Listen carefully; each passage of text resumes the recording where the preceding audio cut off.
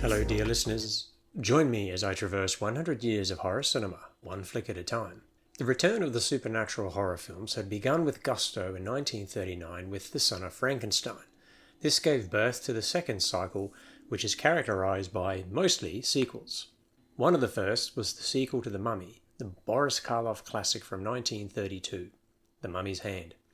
Starting with the prologue once again, the film grabs the audience immediately, but sluggishly. Functionally, it is a retelling of the death of Karras from the first film, even reusing footage, but a new actor is used for close-ups.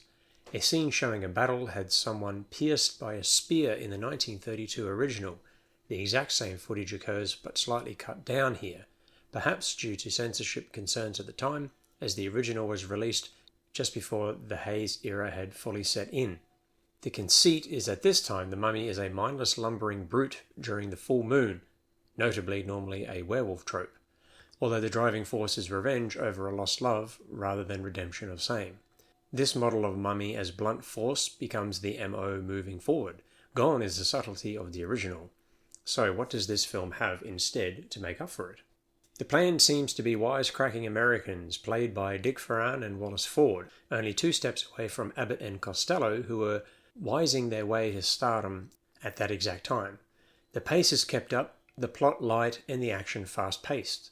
The wit is thankfully not too overdone, and despite the first body to hit the ground not occurring until 44 minutes into the 65-minute runtime, there is a good sense of intrigue and fun from the colourful cast. There is also a solid attempt to give some depth and agency to the sole female star, Peggy Moran as Marta Silvani, who does everything in her power to stop her father falling into the seeming trap from the main protagonists. The protagonists are of course on the level, but only they and the audience know that. George Zucco, soon to be a horror staple, features in a small role as a high priest and chews the scenery for his limited time. The mummy, played by Tom Tyler, who is more at home in westerns or early superhero serials, is operating on the level of the latter-day Frankenstein's monster. Simple enough and a weapon, rather than a character unto himself. He even takes Peggy with him, forcing the surviving men to go rescue her, a move out of countless Universal and other horror films. The makeup of the mummy is less effective, but still striking. Thankfully, the sets are more impressive this time around, and while the finale takes place in a single predictable scene, it is at least more exciting than the previous pictures.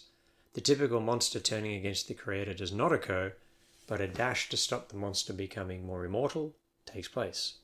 Despite its low budget, this was just enough of a success with reasonable reviews that there were several more sequels before the series fell entirely into comical farce in the 1950s. A direct sequel in 1942 sees characters return only to be eliminated, showing unusual adherence to continuity for that or any other of the Universal series. The sequels all have something to offer, but none are standouts. Lon Chaney Jr. takes over as the titular monster, but adds little to the role, and the makeup of the creature degrades to a mask, a facade of what once was.